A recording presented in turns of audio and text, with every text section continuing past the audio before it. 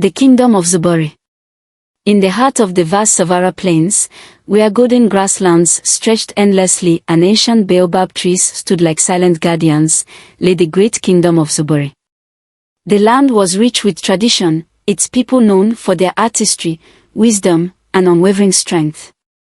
The kingdom thrived under the rule of King Jabru and Queen Samira, a couple deeply respected for their fairness and courage.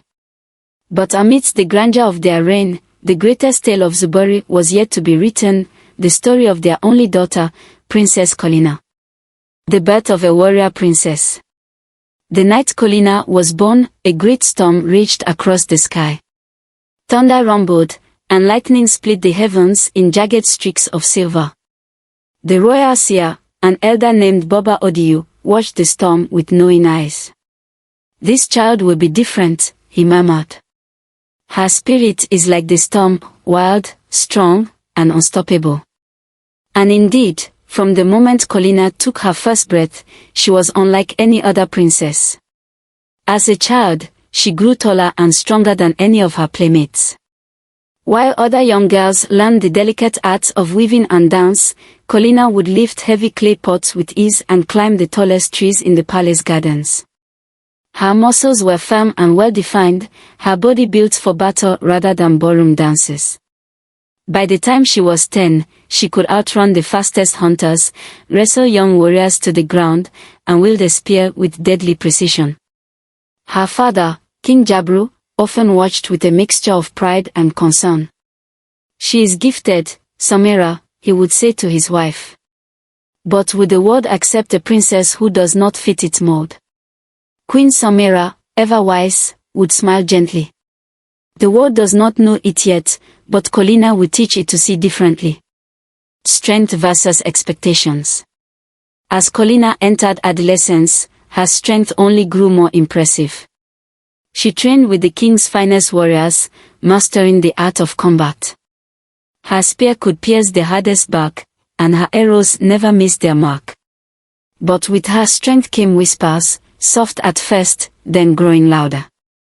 A princess should be gentle, not fierce. Who will marry a woman stronger than him? No man will dare take her as a wife, she is more warrior than queen. The elders of the court, wise men with long robes and solemn faces, often voiced their concerns to King Jabru. "Your Majesty," spoke Elder Obano one day, "a princess must bring unity through marriage. She must be delicate and poised. Colina, she is neither." King Jabru frowned, his fingers tightening over the carved armrest of his throne. He loved his daughter dearly, but he understood the pressure of tradition. That night, as Colina sharpened her blade under the moonlight, her father approached her. "Daughter," he said carefully, "you are a gift to this kingdom. But the people expect something different from a princess." Colina smiled softly but did not stop sharpening her blade. "Father, I cannot be what I am not. If I must prove my worth, I will do it with my own strength, not by changing to fit someone else's idea of what a princess should be." A friend's wisdom. The one person who never questioned Colina's strength was Nia, her childhood friend and the most skilled healer in the kingdom. Nia was everything Colina was not, small, quiet, and delicate, but their bond was unbreakable. One evening, after yet another noblewoman commented that Colina's muscles were fit for a man, not a queen, the princess stormed into Nia's up-filled heart, frustration evident on her face. "Am I truly so strange, Nia?" she asked, arms crossed. "Is it wrong to be strong?" Nia smiled as she crushed dried leaves in a bowl, her dark eyes full of understanding. "Colina, the lioness does not shrink because the gazelle fears her. Your strength is not a burden, it is a gift." Colina let out a breath, tension easing from her shoulders. But could the world ever see her strength as something to be valued? The Festival of Strength. As the years passed, Colina's power only became more undeniable. She led hunting parties, defended villages from rogue raiders, and even saved a child from a charging bull elephant. The kingdom respected her, but the whispers never truly stopped. Then came the day King Jabru made a proclamation that would change everything. We shall hold a grand festival, the festival of strength. The strongest men from across the lands shall compete for Princess Colina's hand in marriage. The news spread like wildfire. From distant lands, princes, warriors, and nobles prepared to prove their worth. The trials would test strength, bravery, and wisdom, ensuring that only a worthy man could claim Colina as his bride. But as the festival approached, doubt began creeping into Colina's heart. What if none of them truly see me? What if they only wish to claim victory, not love? That night, as she stood on the balcony of the palace, staring at the moonlit kingdom, Nia joined her. You look troubled, Nia observed. I am not afraid of the festival, Colina admitted. I am afraid of what it means. Am I truly to be given away like a trophy? Perhaps, Nia said gently, this festival will not only test the suitors, but also test the kingdom itself. Maybe they will see that strength is more than just lifting stones and wielding spears. Colina's grip tightened on the balcony railing. If no man is worthy, I will not marry. The next morning, as the sun rose over Zobori, the first suitors arrived, each hoping to claim the hand of the strongest princess the world had ever known. But none of them were prepared for what awaited them. A kingdom awaits. The sun rose over the kingdom of Zobori, casting its golden light on the bustling palace grounds. The air was filled with drumming and chanting, a rhythm of excitement and anticipation. Today marked the beginning of the Festival of Strength, where warriors, princes, and noblemen from across distant lands would compete for Princess Colina's hand in marriage. The festival was unlike any other, for the prize was not just a kingdom, but a princess whose strength rivaled that of the greatest warriors. But Colina stood at the highest balcony, her arms crossed, her expression unreadable. Below her, the suitors arrived, a long line of men dressed in regal robes and warrior armor, their chests puffed with confidence. Some carried massive swords, some wore richly embroidered capes, and others rode in on mighty steeds. Look at them, Colina murmured to Nia, who stood beside her. They come not for me, but for the prize of victory. Nia, ever wise, smiled. Perhaps. But we shall see who truly seeks your heart and who merely seeks a throne. The three trials. The Festival of Strength was not merely about brute force. It was a test of the mind, the spirit, and the will of those who wished to rule beside Colina. The elders of Zobori had designed 3 grueling challenges to determine the worth of each suitor. 1. The test of strength, the weight of a kingdom. The first challenge required the suitors to lift great boulders, each one carved from the sacred stones of the Zobori mountains. One by one, the men stepped forward.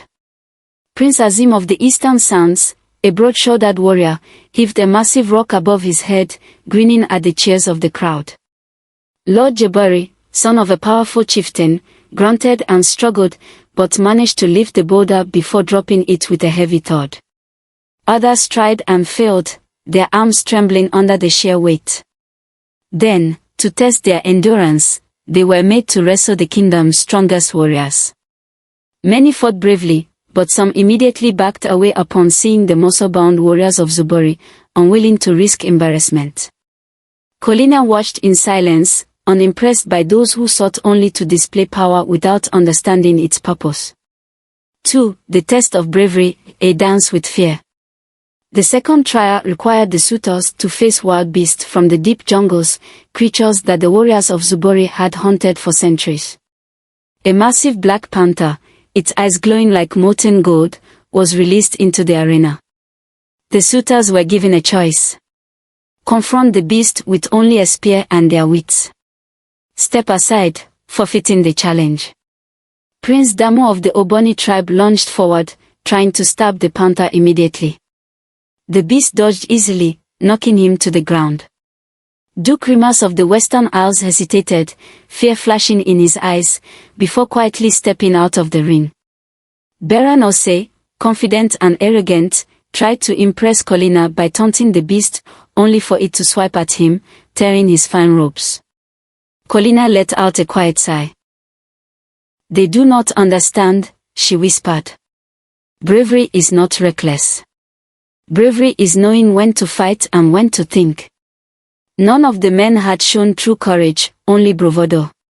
3. The test of wisdom, the elders' riddles. The final challenge was the test of the mind. The elders of Zobori, wise men and women who had guided the kingdom for generations, gathered in the royal court. Each suitor was presented with 3 riddles, designed to test not only intelligence, but wisdom and humility. Prince Khaled of the Northern Kingdoms attempted to answer each question with long-winded speeches, trying to impress rather than understand.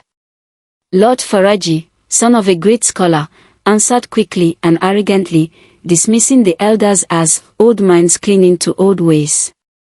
Sir Omari, a warrior known for his skill in battle, simply refused to participate, claiming a king should not be tested by words, but by swords.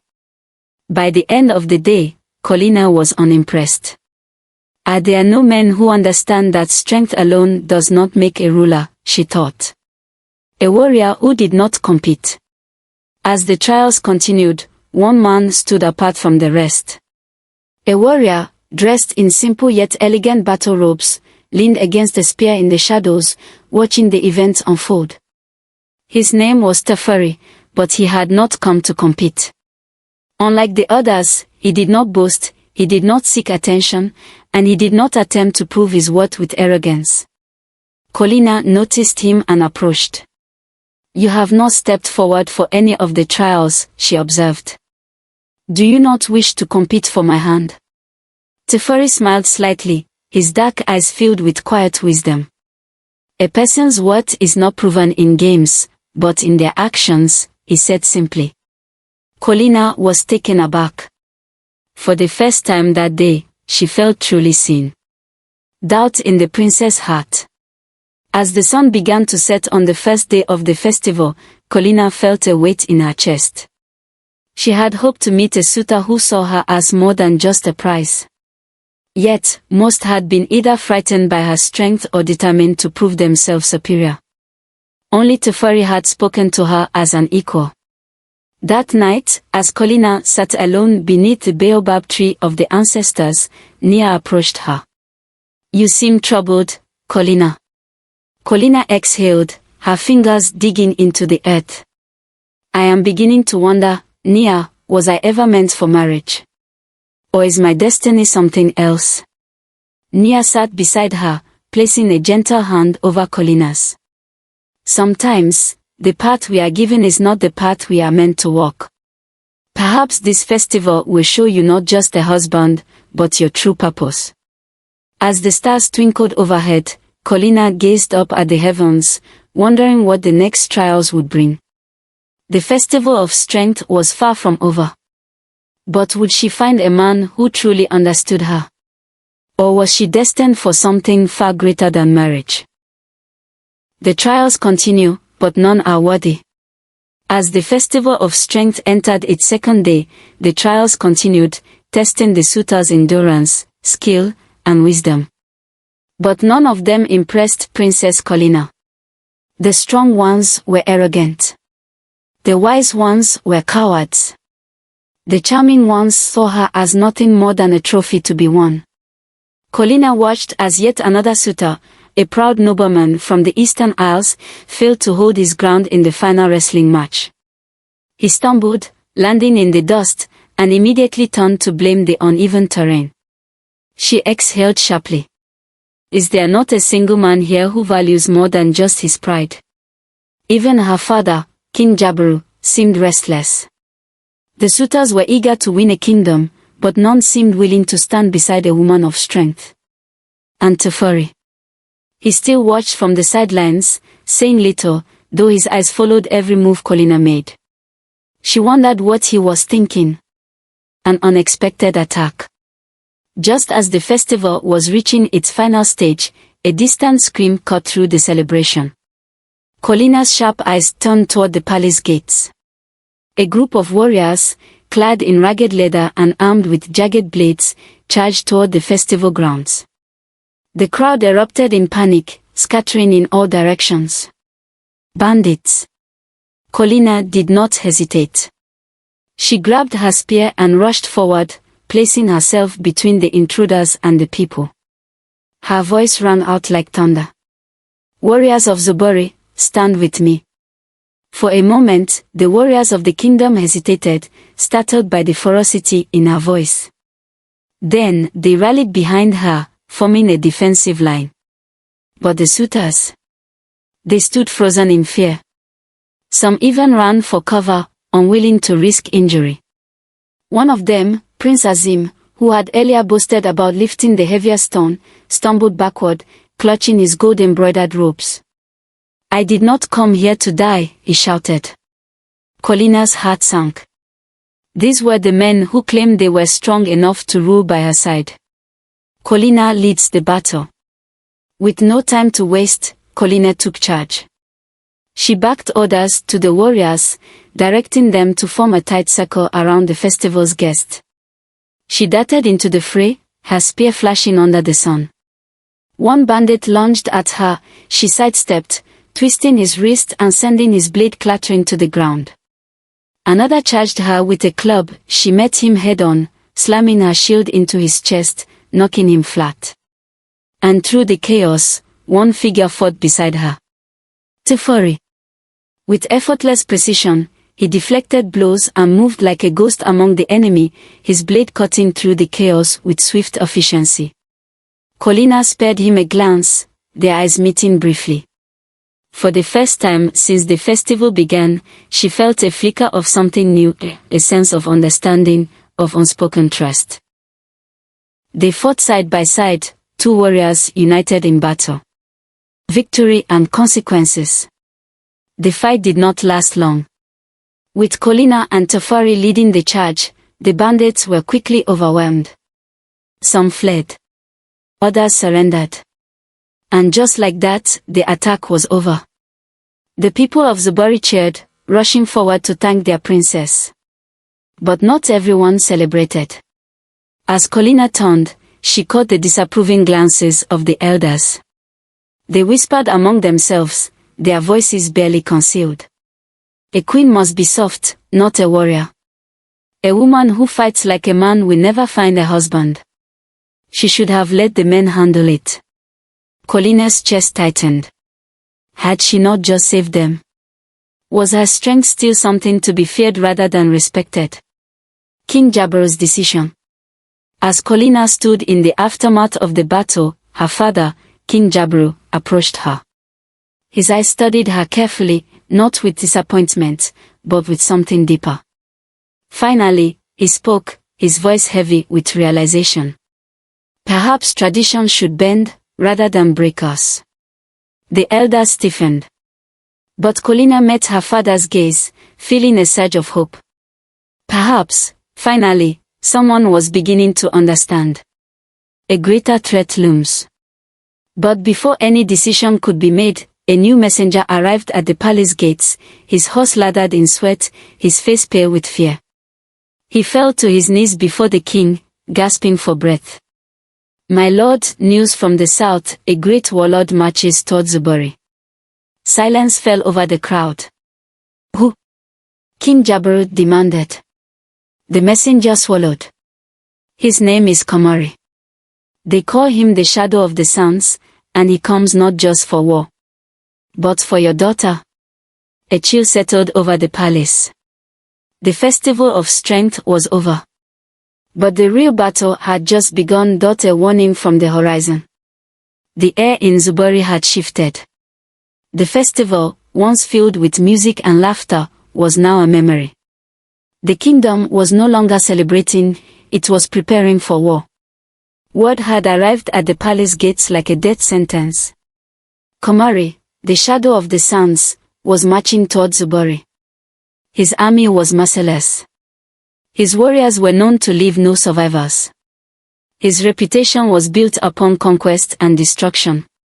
But worst of all, he sought Colina. Not to defeat her. Not to kill her. but to claim her. She is the only woman strong enough to bear my children, his message had declared. A chill ran through Colina's veins. She had faced many battles, but never before had she been haunted like a possession. The King's Dilemma. King Jabaru called for an emergency council meeting, his face heavy with worry. The greatest minds in Zubori gathered in the royal chamber, but the truth was clear. Komori's army was vast, stretching beyond the horizon. Zubori's warriors were brave, but they were outnumbered 3-1. The city's defenses were strong, but not unbreakable. The elders, fearing annihilation, spoke their worst suggestion yet. Perhaps, we should surrender the princess. Colina froze. What? She whispered, her voice sharp as a blade. The eldest among them, Chief Abuto, cleared his throat. Komori does not seek to destroy us. He seeks you, Princess Colina. If you go willingly, Zubori will be spared. Colina's blood boiled. She had proven herself, fought, led, and saved these very people. And still, they saw her as nothing more than a bargaining tool. She slammed her fist against the great wooden table, cracking the surface. I will not be a prize for any man, least of all a tyrant. Silence. No one dared challenge her fury. But fear still lingered in their eyes. Colina turned to her father, hoping, praying, that he would not betray her. King Jabaru met her gaze, and for a long moment, he did not speak. Then, slowly, he nodded. Zubori does not bow to tyrants. Colina exhaled. Her father had chosen her over fear. But now, they needed a plan. Teferi's secret. As the council dispersed, Teferi approached Colina in the dimly lit corridors of the palace. For days, he had watched, observed, but now, he spoke with urgency. I know Komori. Colina's brow furrowed. How? Teferi inhaled deeply. Then, at last, he revealed his truth. I am not just a warrior, Colina. I am Prince Teferi of Jandaya, a kingdom hidden beyond the sun seas. And Komori has burned my home to the ground. Colina's breath caught. You're a prince. Teferi nodded.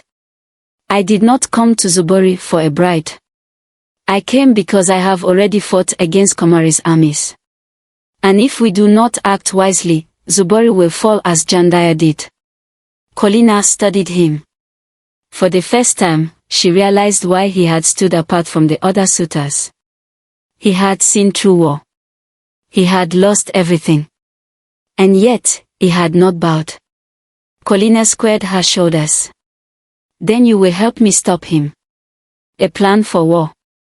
Colina gathered her closest allies, Teferi and Nia, and together, they devised a strategy that could turn the tide against Komori. Zubori's walls would hold. Instead of meeting Komori's forces in open battle, they would fortify the city, using the jungle terrain to their advantage. Traps would be set in the dense undergrowth. Hidden tunnels would allow warriors to strike and disappear. A false surrender. Colina would lure Komori into thinking she had surrendered, giving Zubori the element of surprise. The final confrontation. Colina would challenge Komori directly. If she could defeat him in single combat, his army, built on fear and submission, would crumble. Teferi looked at Colina with awe and respect. You are not just strong, Colina. You are a queen in the making. Colina met his gaze, unwavering. I will not let my people be ruled by fear. The night before battle. As the fires of war burned in the distance, Colina stood atop the palace walls, staring at the horizon. Tomorrow, everything would change. Beside her, Nia placed a hand on her shoulder. You are ready, Colina. The princess took a deep breath. Then let them come. And as the first war drums echoed across the plains, the battle for Zubori had begun, the battle for Zubori. The shadow of the suns arrives. At dawn, the first war drums echoed across the plains of Zubori. A thick cloud of dust rose over the horizon, signaling the arrival of Komori's forces. They came in waves. Hundreds of warriors clad in dark armor, their banners fluttering like the wings of ravens. At the front of the army, atop a massive warhorse, sat Komori himself.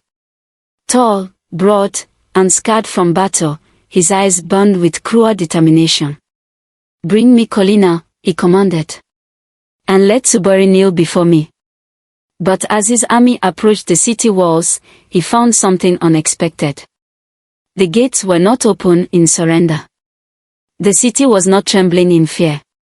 Instead, the walls were fortified, archers stood ready, and at the highest tower, Colina stood tall, her spear in hand, her golden armor gleaming in the sunlight. "If you want me, Komori," her voice rang out, "then come and take me." Komori's lips curled into a smirk. "So be it." He raised his sword, and with a single motion, the horde charged. The battle begins. Komori's warriors rushed forward, expecting an easy victory. But they underestimated Zubori's defenses. Flaming arrows rained down from the walls, setting enemy banners ablaze. Hidden traps in the underbrush sent riders tumbling into the earth.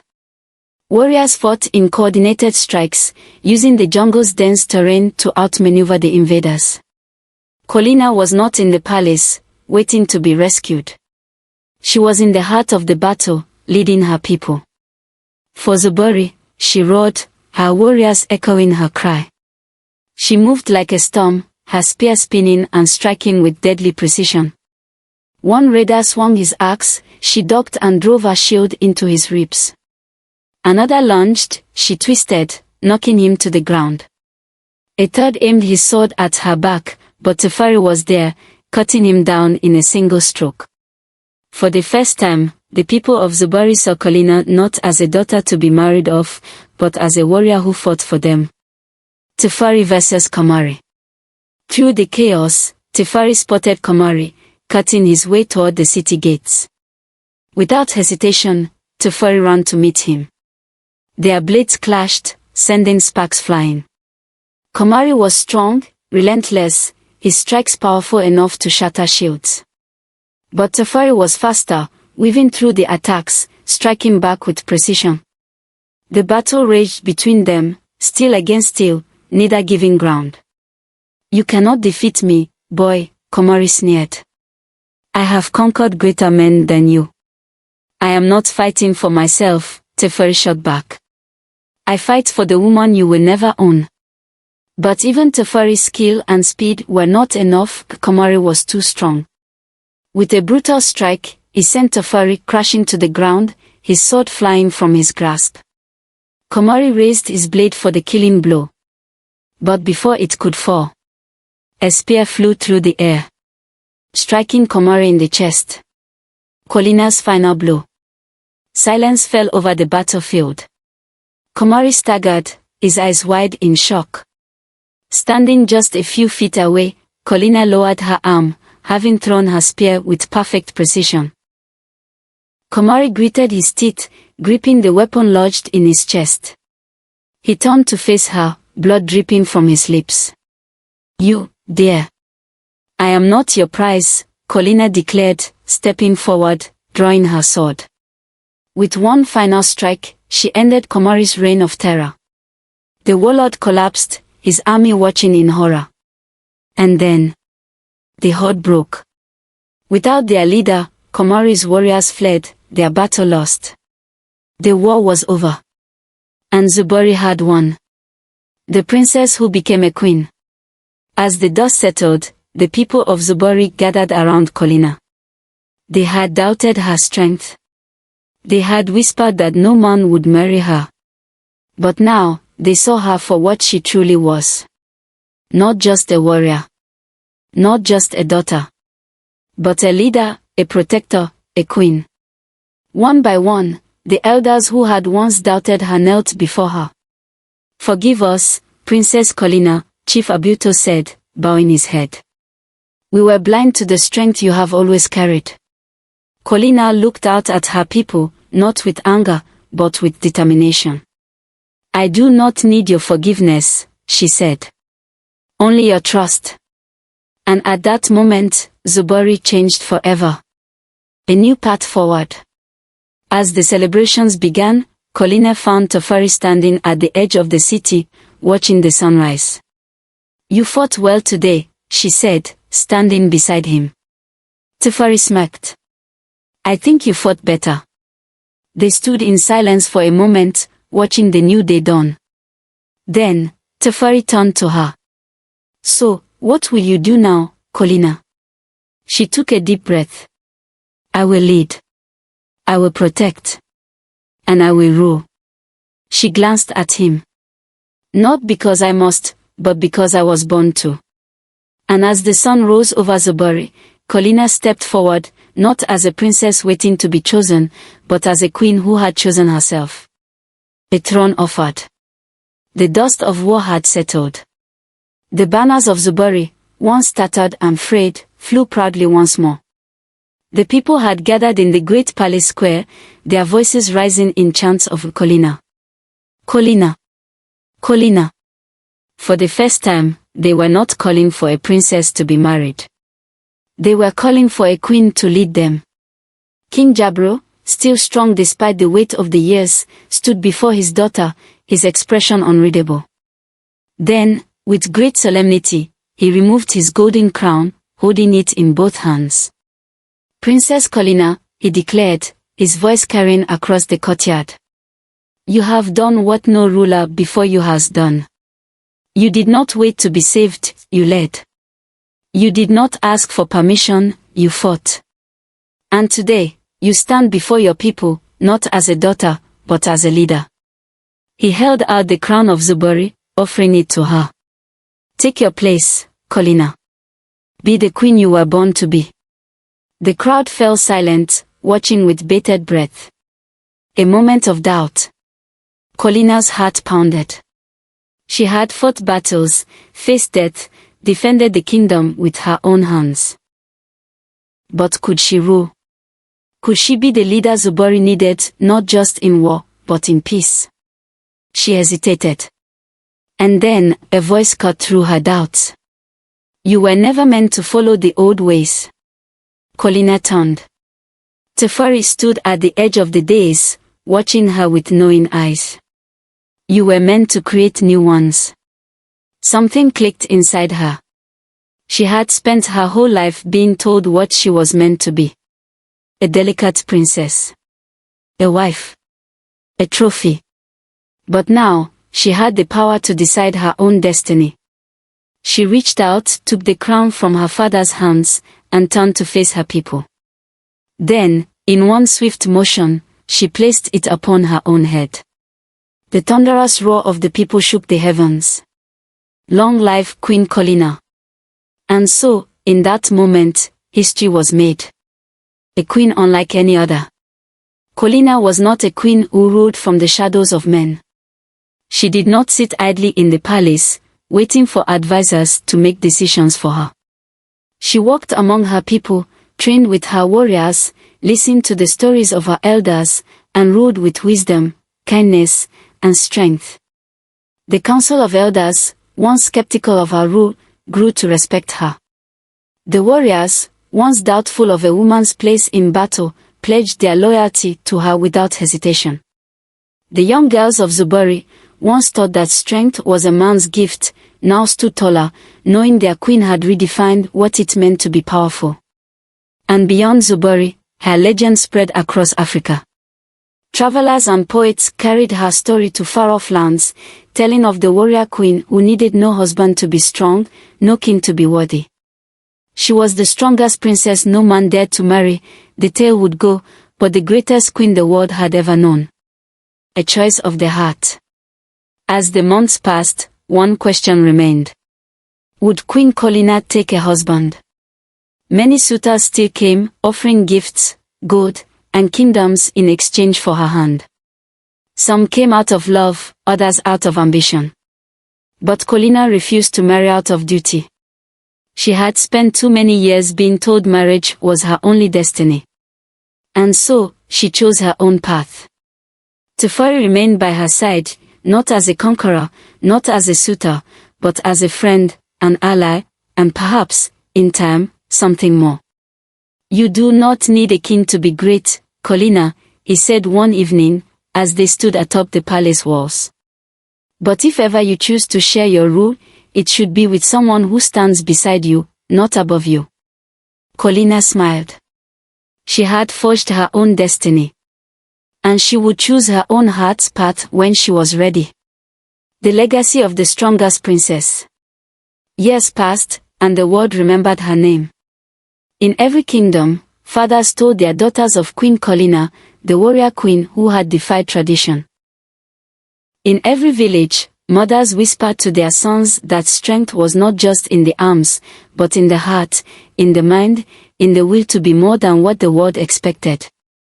And so, the story of Princess Colina, the strongest princess no man dared to marry, became a tale of strength, courage, and the power of forging one's own path. She was not given her throne. She took it. She was not chosen by fate. She chose herself. And in doing so, she changed the world forever. The end.